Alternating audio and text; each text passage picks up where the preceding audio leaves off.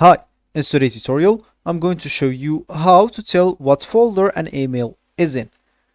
So first of all, of course, all you need to do, just go and open the Outlook application if you have it on your PC. Of course, if you don't, all you need to do, just go and download it through any browser you are currently using.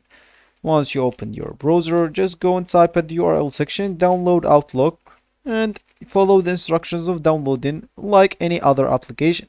You must have already downloaded something on your PC before. So once you did that, once it's downloaded, just go and install it into your PC, then open it.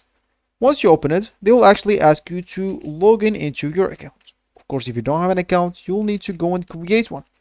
It will be much or pretty simple to do that.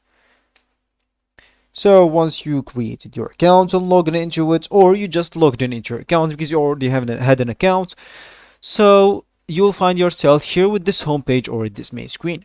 And as we said in the beginning of the video, we would like to tell what folder an email is in.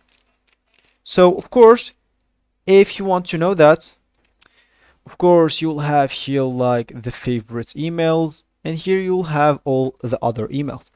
So once an email received, probably you'll find this here in the inbox email, and you'll find a one number here in the inbox. So if someone sent you an email, you'll find the one here. That means an email. You have an email here in inbox, and you can just open it and start searching on it. Of course, you can like find this on the deleted items if you deleted it. Something you sent, you'll find it here in sent items, or you can like search it here, like go to inbox, or you can just like, or sorry, I guess I had an interruption in the recording.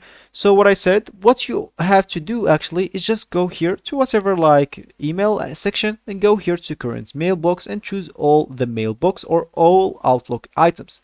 Then here choose or look for your email, so whatever the name of it, and make sure it will here open for you, and you'll know which section it's on it. So this will be actually for this tutorial. I hope you like it. Thank you guys for watching, and goodbye.